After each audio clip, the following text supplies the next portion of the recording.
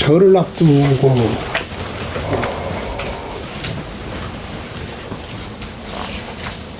총선에 여론 형성을 하는데 왜곡된 여론 형성을 할 우려가 있어서 내가 걱정스러워서 왔습니다.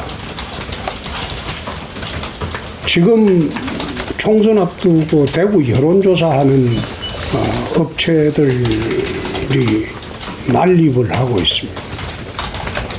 그 업체들이 대부분 조작된 여론조사를 하고 있습니다.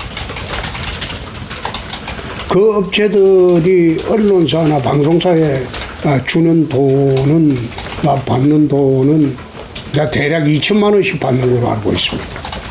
근데 2천만 원 가지고는 12개 지역구의 여론조사를 하기가 불가능합니다. ARS 전화비도 되지 않습니다. 근데 왜 ARS 전화비도 되지 않는 그 돈 가지고 여론조사를 하고 있을까요? 그건 후보자들을 통해 가지고 장난을 치는 거예요. 최근에 모 후보자한테 3천만 원을 달라고 했다가 거절당한 일이 있습니다.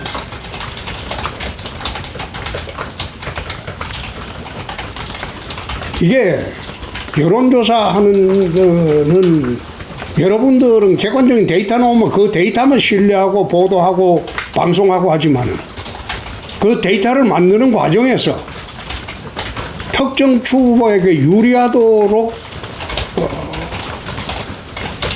여론조사 기관에서 만드는 작업이 있습니다. 예컨대 A라는 후보한테 사전에 건품을 받았다. 그럼 A라는 후보가 지지하는 자의 전화번호를 데이터에 집어넣어요.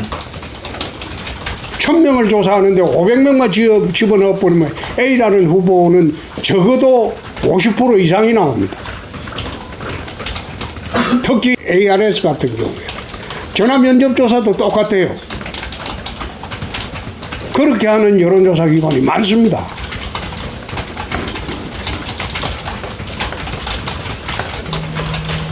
그게 선거 앞두고 선거 브로커하고 여론조사 업체들이 짜고 여론을 조작하고 여론을 왜곡하는 거예요. 한 지역구에 여론조사를 하려면 전화비만 하더라도 300~400만 원이 더 들어요. 특히 ARS 같은 경우에 전화를 수만 통을 돌려야 돼요. 근데 그런 식으로 조작된 여론을 가지고 대구 시민들을 현혹하기 때문에 총선을 앞두고 이게 참 문제가 크다는 거예요. 대구에는 그런 업체들이 많습니다. 조작으로 또 여론조사 업체가 허가 취소가 되면 또 다른 업체를 한 설립해서 또 여론조사를 또 조작된 여론조사를 해요.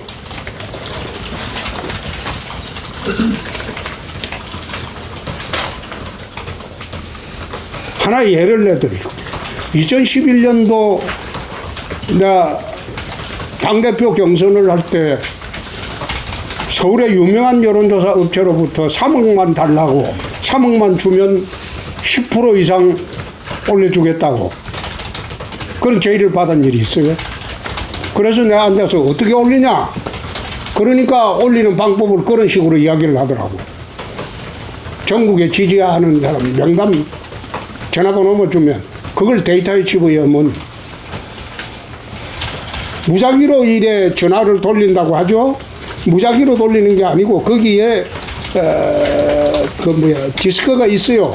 그걸 꼽아나면 그 전화 면접도 무작위로 걸려가는 것처럼 보이지만은 자기들이 만든 프로그램에 따라서 전화가 특정인한테 걸려가는 거예요. 그럼 전화를 받아보면 그 특정인이 지지하는 거, 그 지지 그게 나와요. 근데 얘들은 사전에 데이터를 만들 때 전국의 데이터를 그런 데이터를 수십 차례 돌려가지고 만듭니다. 만들어가지고 특정 후보에게 유리하게 그 데이터를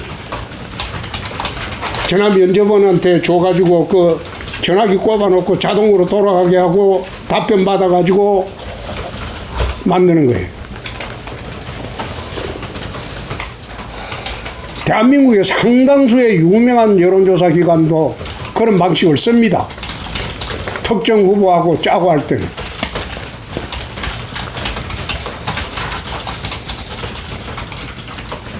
제일 심한 게 ARS예요. 그래서 최근에 그런 대구 시민들의 여론이 왜곡되는 그런 현상이 계속 나타나는 징후가 보이고, 또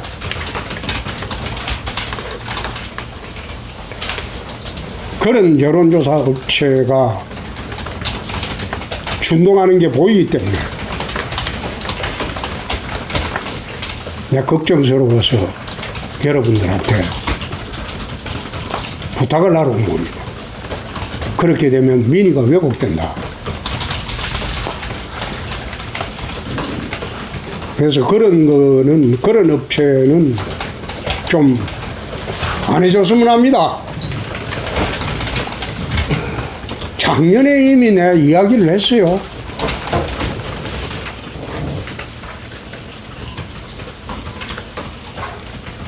대구시에 경선을 하고 경북에 경선을 할 때 특정 업체가 얼마나 많은 조작을 해가지고 그게 알만한 사람은 다 알아요. 선거 때마다 그래요. 그게 어제 오늘 일이 아닙니다. 이런 식으로 여론을 왜곡하기 시작하면 문제가 커진다. 그래서 그건 좀 방지를 해야 되겠다. 그런 취지로 내가 오늘 말씀을 드립니다.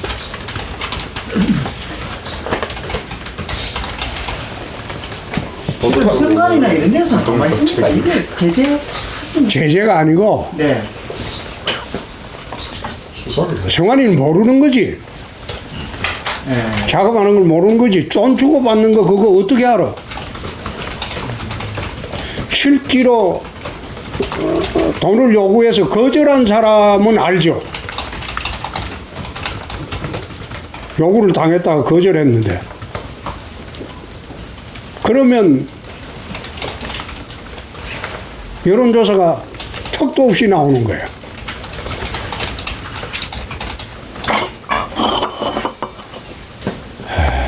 그래서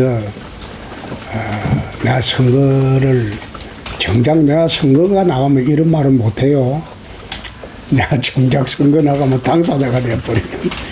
근데 이번에는 선거를 안 나가기 때문에 여태 대한민국에서 행해지는 이런 선거 여론 조작 사태, 그 실태를 내가 자세히 이야기해 주는 겁니다. 응? 자세히 이야기를 해 주는 겁니다. 그러니까 여러분들이 회사로 돌아가서 편집국장한테 보고를 상세하게 하세요. 상세하게 하세요. 그게 내가 거짓말이 아니고 내가 경험한 거고, 그리고 여론조사 업체 사장들한테 내가 생생하게 들은 이야기야.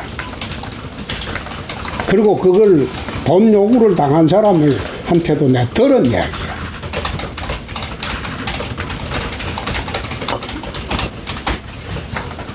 이 여론조사는 응답률이 보통 3%에서 4%가 나옵니다. 그게 말이 안 되는 게, 미국은 응답률이 15% 이하인가 그 되면 발표를 금지시킵니다. 발표를 금지시킵니다. 이게 이제 미국하고 우리나라하고 다른 게, 우리나라는 전화 걸려갖고 통화되고 응답 거절한 것만 포함을 시키죠. 근데 미국은 전화를 걸어가지고 통화를 못한 것도 이거는 포함을 시킵니다. 미국은 일정 수준 15%가 이하되면 여론조사 발표 자체를 못하게 해요. 지금은 우리나라는 보면 1%, 2% 요즘 매일 나오는 당 지지도 조사, 대통령 지지도 조사 보면 어떤 거는 보면 1%, 2%도 안 되는 그 여론조사를 갖다가 대문짝만하게 올랐니 내렸니 그런 식으로 하는데 그거는 아니죠.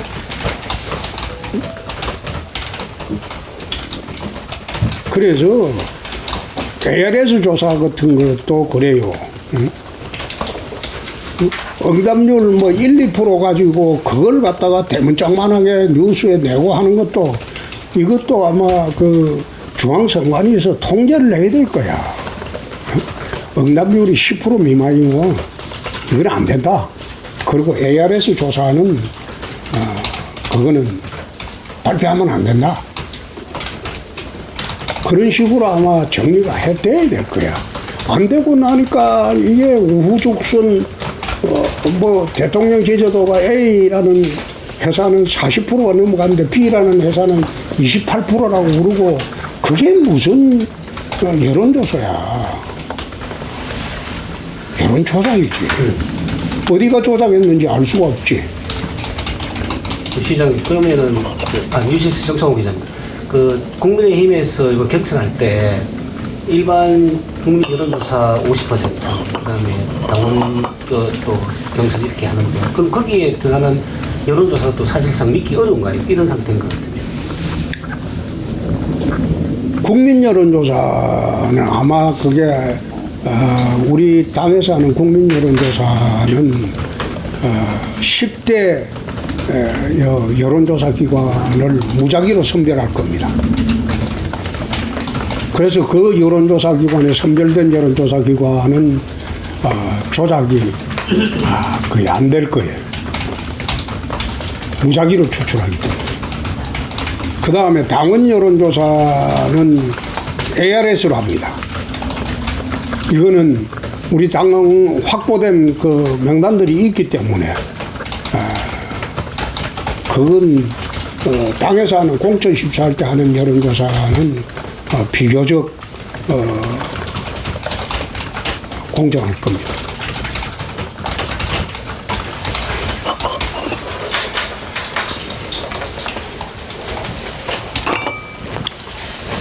달빛철도 여쭤봐도 됩니까?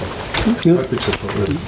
그 시장님 대구시 오실 때 이제 첫 일성이 대한민국 산업재편 이런 이야기 하셨는데 이제 공항도 특별법 통과가 됐고 달빛철도도 이제 통과. 이게 이제 저희가 말씀했지만 재정법 전문가 시장님 이제 특별한 재정법은 이게 그냥 법안 개정하는 것도 아니고. 정치 판도도 좀 읽어야 되고, 국회의원들도 움직여야 되고, 이런 부분인데, 단순히 공항특별법 통과됐을 때 하고 달리 달빛철도가 통과됨으로써 어떤 좀 좋은 점이 있을까요? 대한민국 남부 경제권 구축에 도움이 될 거예요. 지금은 남부 경제권은 각각 움직입니다. 광주권은 광주권대로, 대구권은 대구권대로, 부산은 부산권대로. 그런데 달빛철도로 동수의 여객 물류가 소통을 하게 되면 아마 경제권이 남부 경제권으로 아마 통일될 수 있는 계기가 될 거예요. 지금 광주말로 대구시하고 광주하고 달빛 그 산단을 함께 조성한다. 이런 기사가 났는데 우리 대구시는 어떤 입장이나 계획이 그거는 지금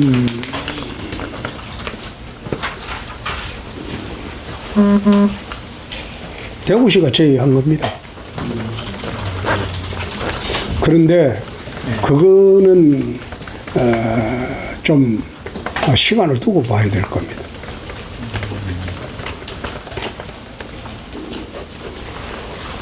해당 지역의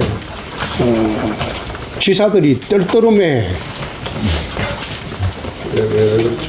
왜가 아니고 대구 광주가 주도하니까 그래서 해당 지역의 지사들이 좀 떨떠름해. 그래서 그거는 당장 하기가 좀 그래요. 예컨대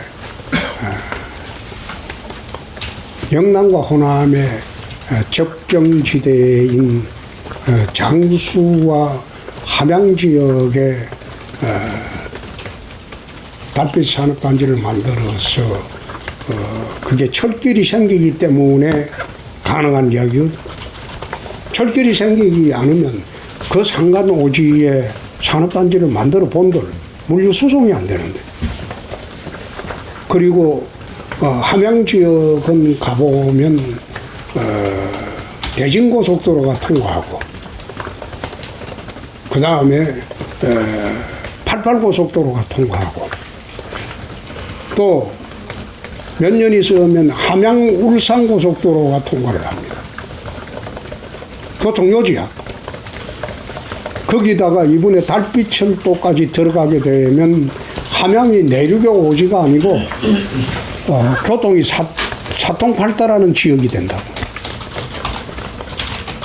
그래서 함양 지역은 산업단지를 구축하는데 꽤 유리한 환경이 조성이 돼요. 그리고 그 옆에 붙은 장수 지역도 전라북도의 오지 중에 오지입니다. 그러면 영호남 화합의 상징으로 장수 함양의 경계선상에 달빛 첨단 산업단지를 만들게 되면 영호남 화합의 상징이 될 뿐만 아니라 물류수송 길이 다 뚫리기 때문에 성공할 가능성이 높습니다.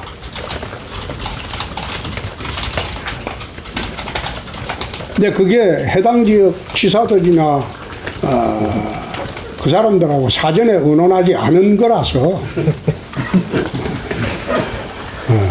다음 주 우리 광주 행사 일정에는 잡혀있던데요. 난 가야지. 광주에서 초청하는 거죠. 그 협약식하고 하는 게 잡혀있긴 그 하던데. 협약식이 첨단 산업단지가 아니고 그거 안 해. 그거 하려면 전북지사, 경남지사 다 동의를 받아야 되는데 좀 떨떠름하게 생각하기 때문에 그거는 지자체들한테만 기초단체. 오라고 하고 기초. 그럼 다음 주에 하는 협약은 어떤 내용입니까? 우리 같이 하는 거. 앞으로 이제 광주하고 대구가 중심이 돼서 산업동맹을 한번 해보자는 거예요. 산업동맹. 그 형태도 좀 구상하신 형태가 있습니까? 산업동맹.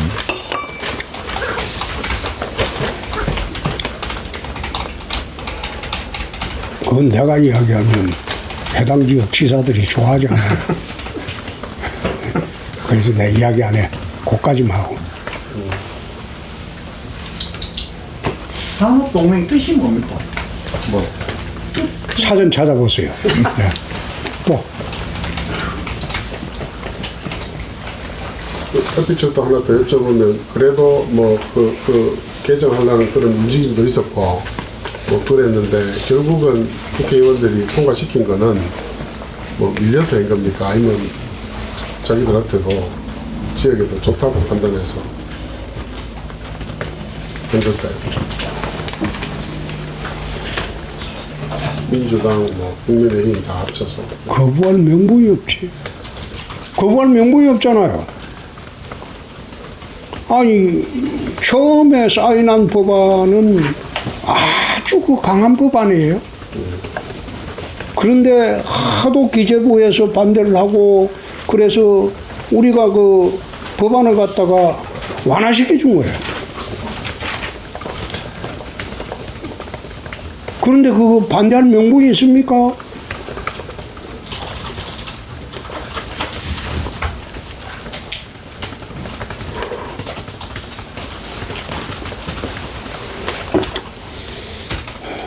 그 달빛철도 관련해서 복선화 조항 자체는 지금 빠진 걸로 알고 있는데 향후 이제 할 수 있도록 여지는 남겨둔 걸로 알고 있거든요.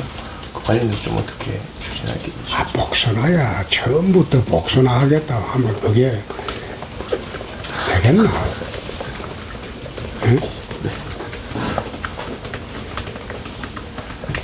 지금도 보면은 시외버스나 그 대구, 광주 그리고 이제 88 뭐 고속도로도 그렇고 좀 이렇게 이제 아무래도 좀 뜸합니다 이동이.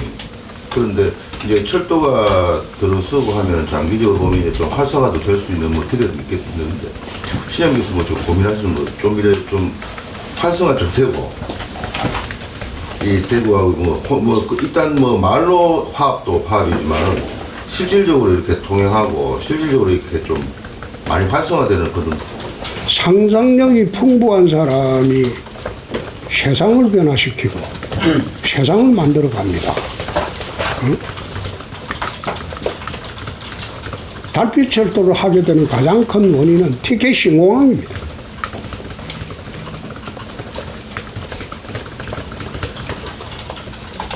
호남 사람들도 인천까지 갈 필요가 있습니까? 물류나 여객이 1시간 내면 대구로 오는데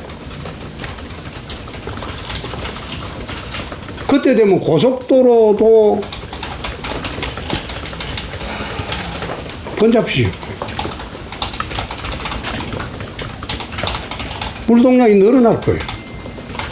경부고속도로 처음 만들 때 야당에서 얼마나 만들어냈어요? 덜어누웠잖아요. 무슨 차도 몇 대 안 되는데 대구 부산 고속도로를 만드냐? 그때 야당은 그 고속도로에 덜어누웠어요. 근데 만들어 놓으니까 제일 먼저 덕을 본 게 자동차 업계입니다. 그때부터 우리나라 자동차 업계가 비약적인 발전을 하기 시작했어요. 그 경부 고속도로들이야. 그리고 산업 연관 효과가 물류가 유통이 원활해야 되니까 산업 물류 연관 효과가 얼마나 크게 나타났습니까? 수출이 폭증했어요. 근데 그거 생각 안 하고 지금도 한산하니까 철도 해보니까 똑같이 한산할 것이다. 그런 멍청한 생각으로 세상을 보니까 세상을 변화시키고 세상을 갖다가 발전시키는 그런 생각이 안 떠오르는 거예요. 또, 이 뭐 한 말이 있을 것 같아. 좀 이따 오늘 저기 대구 MBC가 시정시킨 가채고 있지 않습니까? 그 내용 봤어요? 예. 그 의미 없는 겁니다. 응? 우리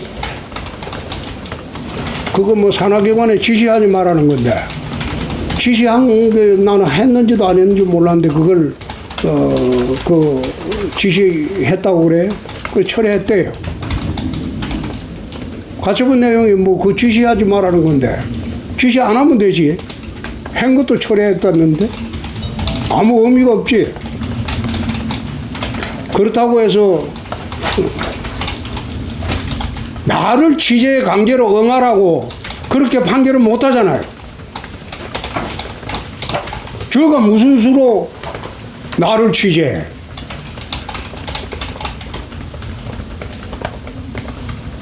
얼마 전에 MBC가 달빛철도 폐기수송이라고 방송하지 않았나요?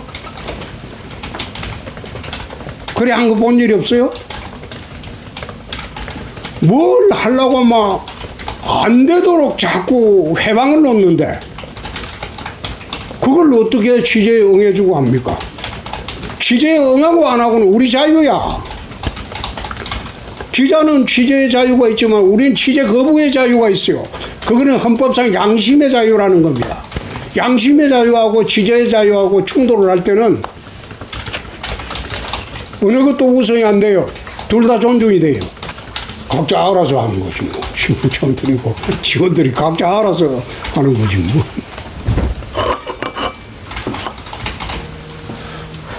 나는 그런 맞춰본 내용 처음 봤어.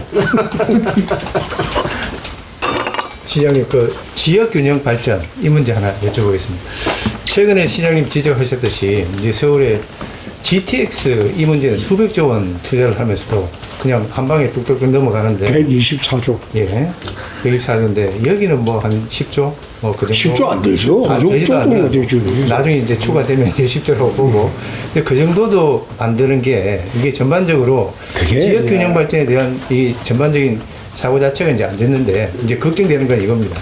GTX를 하면 이게 사람들이 수도권에 인구들이 집중돼 있어가지고 어떤 식으로든 그게 활성화될 거라고 예상은 되거든요.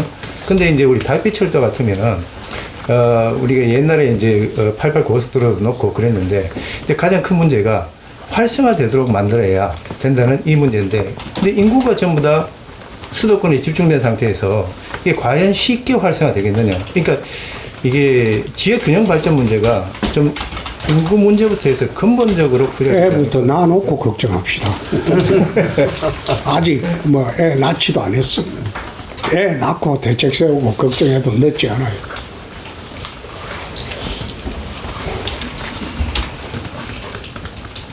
그게 패배주의적 사고야. 수도권 돌리고. 사람이 복잡복잡 사는 데만 사회 간접 자본 시설 다 해주고 국민 세금은 똑같이 내는데 응? 너가 사는 데만 잘해주고 나머지는 방치해버리고 그거는 국가가 아니지. 그건 국가가 아니지. 외국에 가보면 유명강가지 산에 응? 왜 도로를 냅니까? 그 차가 응? 한 시간에 두세 대 다니는데도 도로를 내잖아요. 왜 내놨어? 그래도 사람들이 오가고 하니까 도로를 내놓는 거예요. 시장님 이참에 그러면 좀 에타 기준을 수도권하고 지방하고 좀 달리 적용하는 뭐 그럴 필요성은 있겠습니다.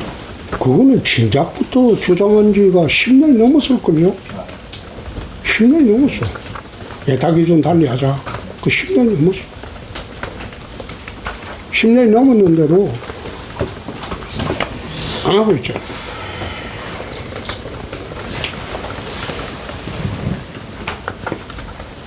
니는 뭐 할 말 없냐? 우리 예타가 지금 이제 현실만 반영하고 미래를 전혀 반영을 못하고 있는 거죠, 그죠? 예타의 그 철학이. 아마 달빛 고속철도도 특히 신공항을 전제로 해가서 예타를 하면 1이 넘을 겁니다. 1이 넘을 겁니다. 1이 넘을 겁니다. 지금 옛날에 했는 거는 공항. 아이 그거는 말도 안 되지. 0.5. 그거는 그 말도 안 되고 아마 특히 신공항을 그 염두에 두고 물동량하고 여객 그걸 다 산정을 해보면 1이 넘을 거예요.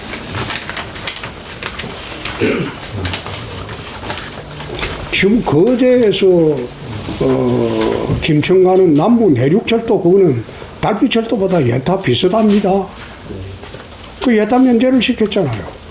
그래가지고 그 지금 철도 지금 하고 있잖아.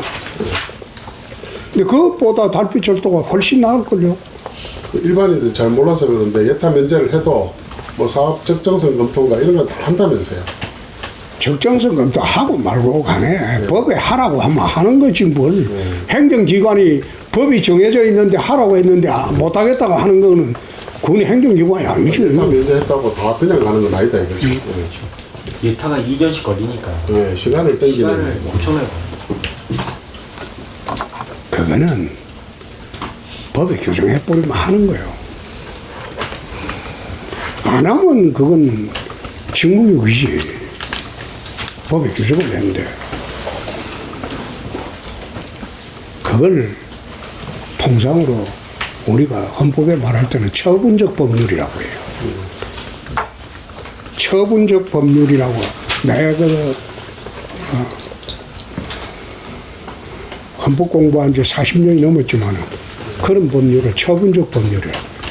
특정 사안에 대해서 딱 법률 만들면 행정기관은 그 기속돼요. 딱 기속돼서 안 할 수가 없어요. 신공항 특별법, 달빛철도 특별법 중에서는 어느 게 더 어려웠습니까? 신공항이 어려웠죠. 중앙에서 신공항이 어려워. 부산도로 반대하고 해가지고. 발피철도로는 우리가 내가 이재명 대표 갔을 때 대구에서 만나서 부탁하고 민주당이 적극적으로 나서줬기 때문에 261명이 만들어진 거고 민주당이 또 적극적으로 동의를 했기 때문에 법이 통과된 겁니다.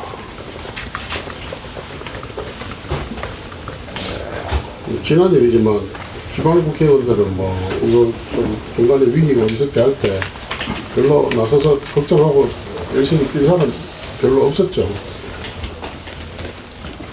대구 여기하고 경북 지역하고 여기는 강대식이만 했지. 강대식 의원만 동분서주했지.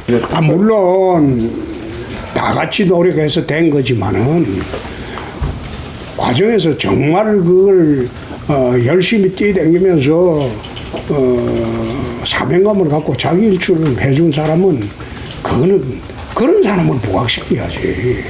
당연히 국회의원으로서 해야 될 사람들 당연히 할 짓을 했는데 뭐 하려고 그 신문에 사진까지 나오냐.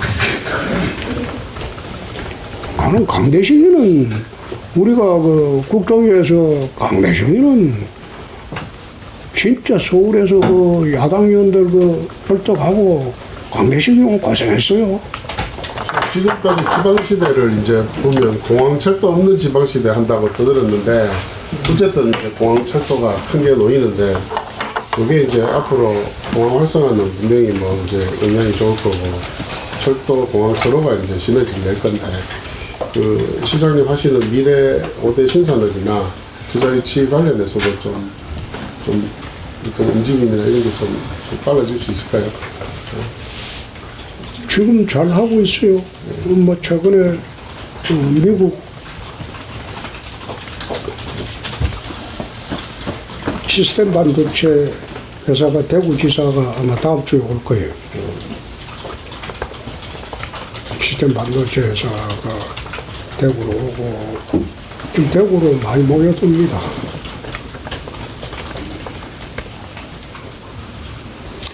SPG 구성은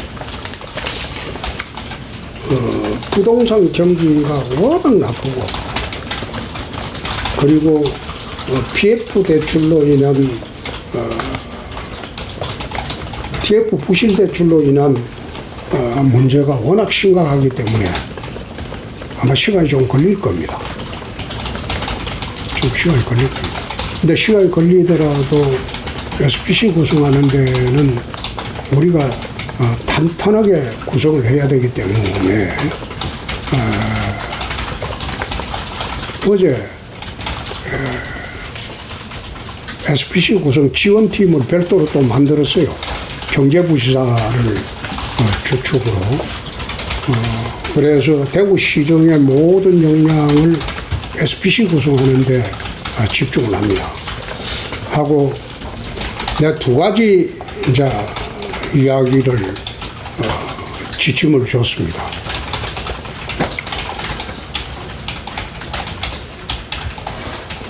SPC 구성에 들어오는 업체가 마지막 정산 때 손해를 봤을 때는 그 손해 보전은 대구시가 한다. 대구시가 하고 대구시는 그 몇 조가 되더라도 대구시가 한다. 그거 대구시는 신공항 특별법에 따라서 중앙정부에 청구한다. 그래서 SPC 구성업체가 들어와서 손해가 안 보도록 하는 조치가 첫째고, 대구시가 손해 보전하는 보증을 쓸 거야. 두 번째가 SPC에 들어오는 업체는 대구시가 발주하는 향후 10년간 대구시가 발주하는 모든 공사에 우선 참여권을 갖는다. 그리고 입찰에 가점을 준다.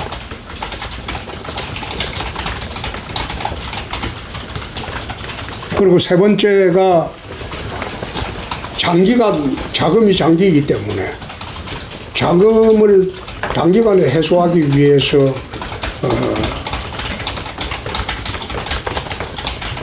동촌 후적지 배후 주거단지 그린벨트 지역입니다. 140만 평. 그걸 성개발한다. 성개발해서 선분양을 통해서 SPC 업체들이 자금 마련을 한다. 그거는 대체적으로 140만 평의 주택 사업을 하게 되면 50조가량 매출액이 나옵니다.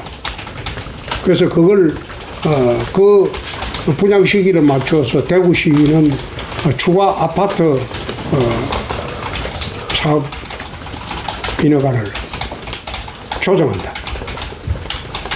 그 세 가지 조건을 전제로 SPC 공공기관뿐만 아니라 공공기관도 손해보면 보전해 줍니다. 일반 회사도 손해보면 보전해 줍니다.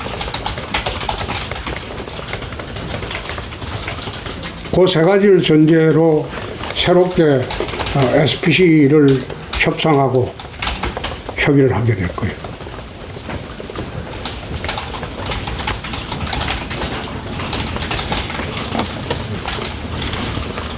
따로 조례 제정이 필요한 부분이 없습니까? 그렇게 돼가지고 그 조례 제정을 지금 준비하고 있습니다. 신공항 지원에 관한 특별 조례를 지금 기조실에서 준비를 하고 있습니다. 지금 그러면 SPC에 참가하는 업체는 예전에 팔공산 주변에 100만 평, 그리고 통촌 유원지 여기에 140만 평, 두 곳에서 우선 분양권을 갖게 되는 겁니다. 팔공산 주변에? 그러니까 저기 우리 그 K2 바로 옆에. 그거는 우선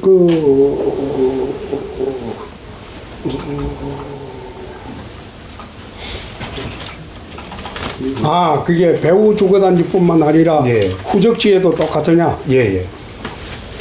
후적지는 좀 비싼데. 여기서 돈 많이 벌면 예.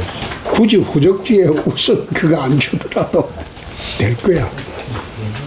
여기서 돈 많이 벌면 140만 평에서 그거는 그린벨트 지역이고 토지거래 허가역으로 이미 그거는 우리가 작년부터 묶어놔 버렸기 때문에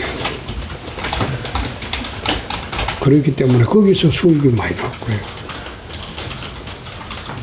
근데 후적지는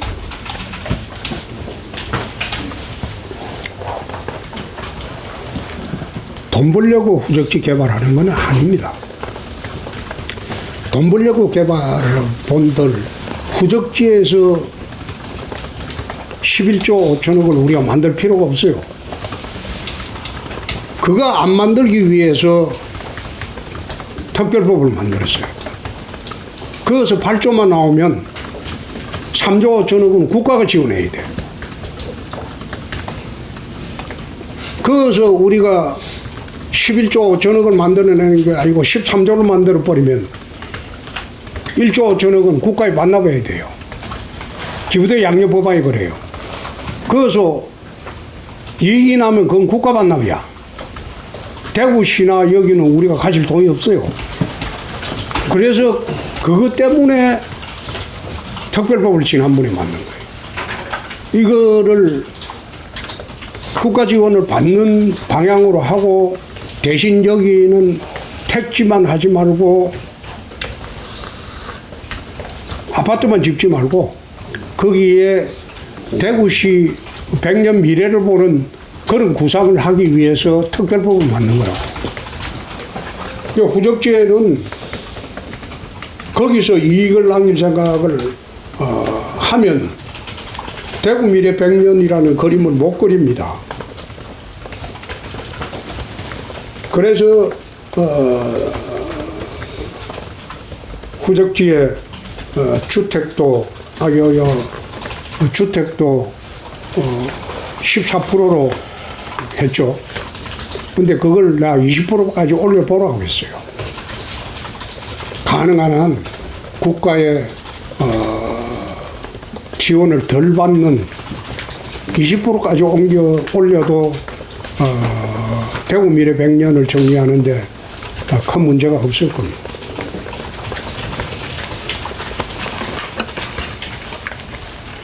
시장님 그 특별법 1, 2가 나왔지 않습니까? 3탄은 뭐가 될까요?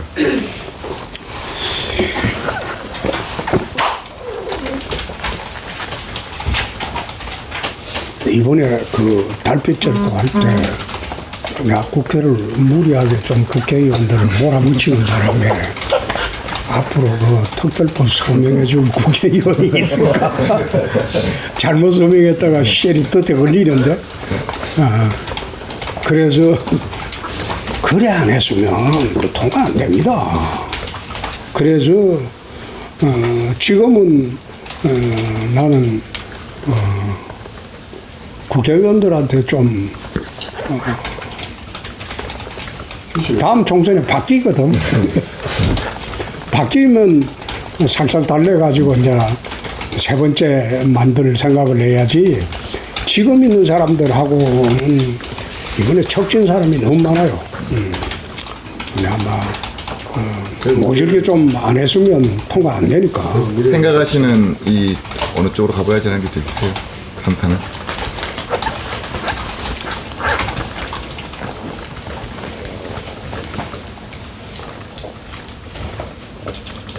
K2 후적지를 현행법 체제 내에서 우리가 구성하는 게 가능할까? 다시 한번 생각해 봐야 될 거예요.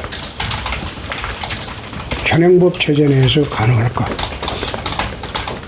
K2 후적지를 대한민국에서 최고의 도시로 한번 만들어 보려면 현행법 체제에서 가능할까? 특별법이 과연 필요 없을까? 그건 생각해 봐요. 지난번에 한번 내가 여기 와서 두바이 이야기를 한 적이 있죠.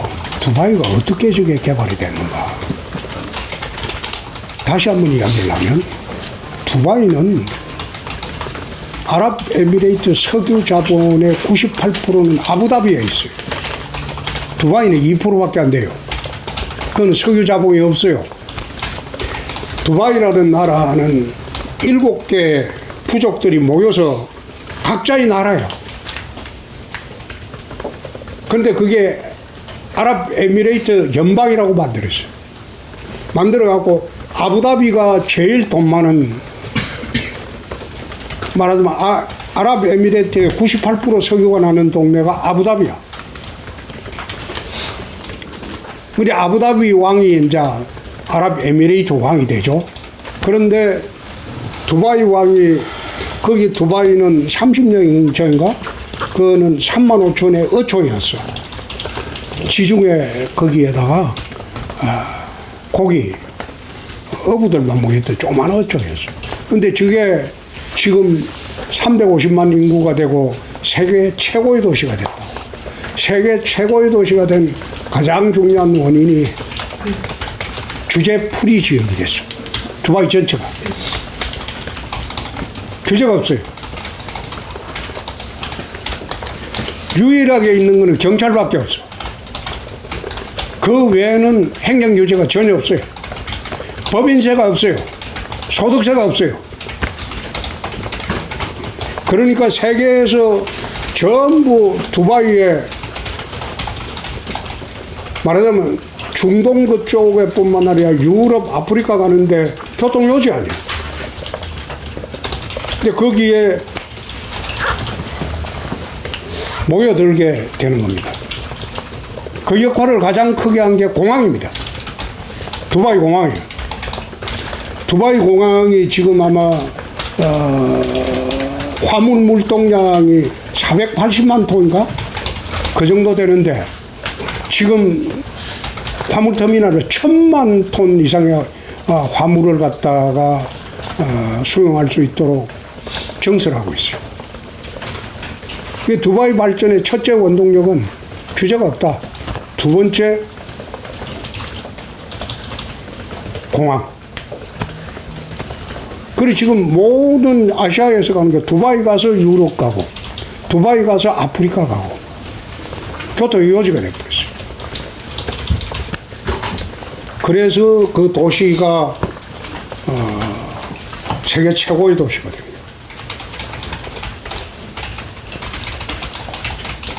두바이를 모델로 하려면 현행법 체계 하에서는 K2 후적지를 우리가 하기가 어려워지죠. 그래서 한국 최고의 도시로 만들려면 특별법이 필요할 겁니다. 근데 지금 애들하고는 내가 원수진 게, 척진 게 좀 많아가지고, 나중에 새로 뽑히는 애들 상대로 다시 해야지. 그때는 더 이상 압박하지 않는다. 옥죄지 않는다. 시장님 보시기에 어느 정도 물갈이 될 것 같습니까?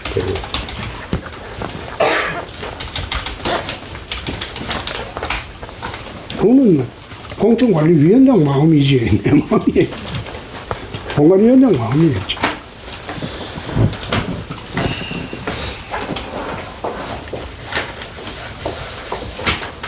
좀 국회의원 나오는 국회의원이 좀 대구수도 나왔으면 좋겠어. TK에서도 국회의원 같은 사람들이 좀 나왔으면 좋겠어.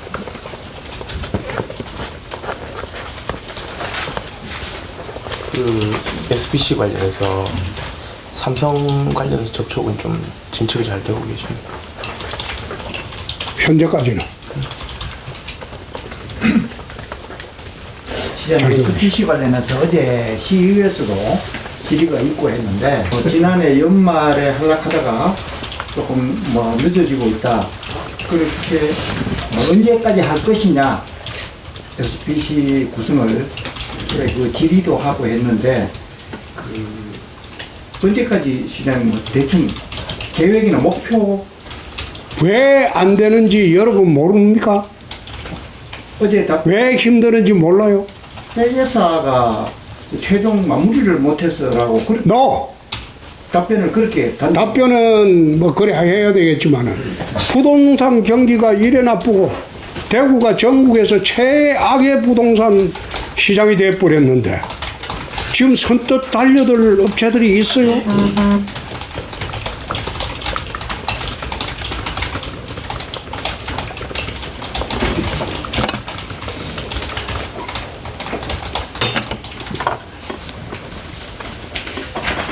그건 시간이 좀 있어야 될 거예요.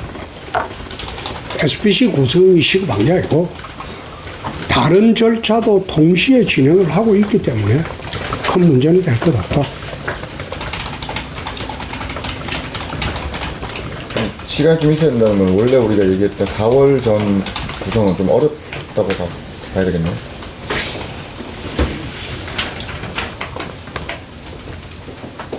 때가 되면 다 되게 되겠어. 때가 되면 되게 되겠어. 우리 돈이나 있는데 첨단 3단 지으면 LH 배제 계속 시킬 거죠. 배제를 하는 게 아니고 예. LH 없어도 할 수 있어요. 근데 그 수정 공사를 기재부가 못들어게 하고 있던 그런 얘기 들리는데 그건 좀 정부가 할 짓이 아니다 아닙니까?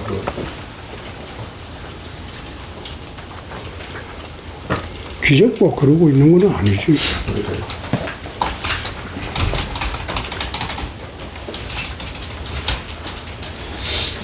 우리가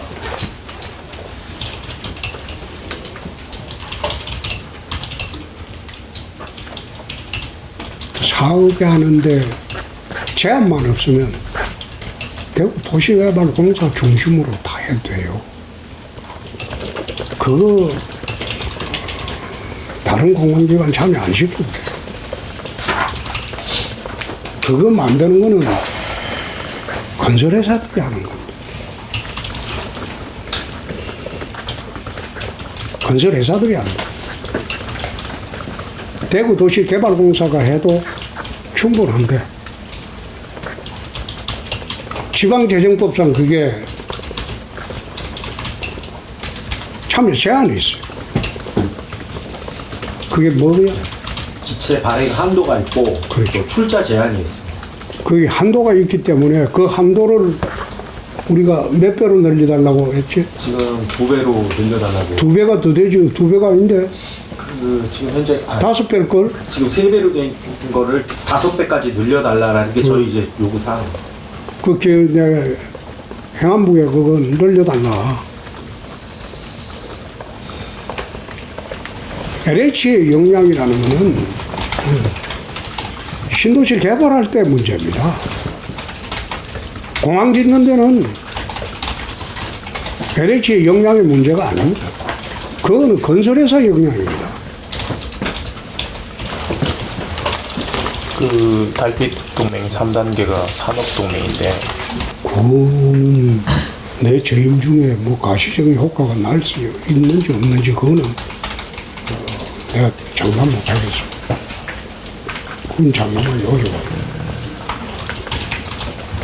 방향만 이야기하는 거지.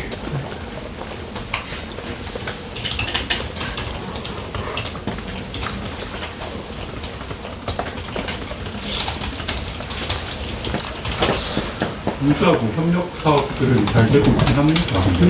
광주하고 협력 사업들이 잘 되고 있긴 하죠. 그건 어느 언론에 뭐라고 하던데 그 협력 사업이 한 게 무슨 의미가 있습니까? 여태 이야기하는 협력 사업이 무슨 큰 의미가 있습니까?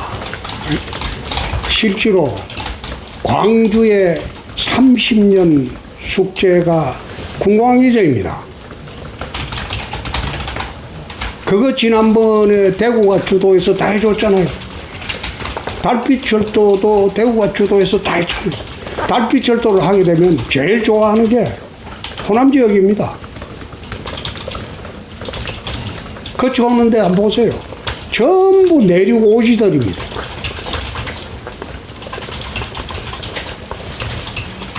이제 그런 거 하는 게 실질적으로 달빛 동맹의 성과지. 거기에 잔잔하게 뭘 해본들 그게 무슨 의미가 있습니까?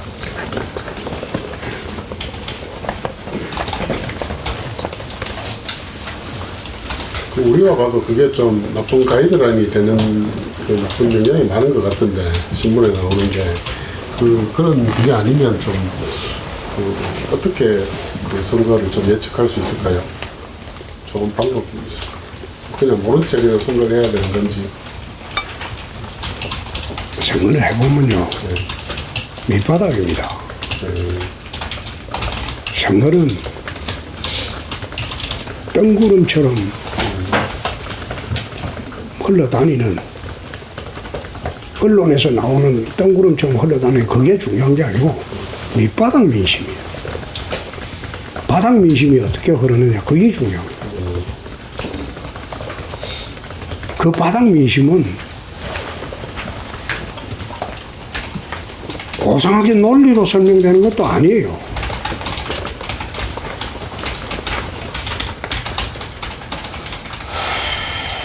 그래서 바닥 민심이 어떻게 형성이 되느냐, 그게 중요한 거지. 그건 바닥 민심이 형성돼 버리면 아무리 괜찮은 사람을 천마시키 본들 못 이깁니다.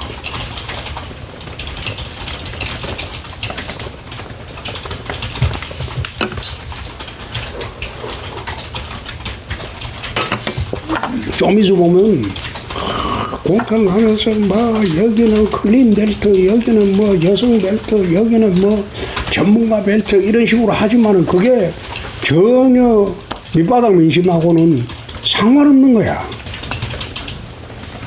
자, 그만하고 가도 되겠습니까? 네, 알겠습니다. 말씀 잘 들었습니다.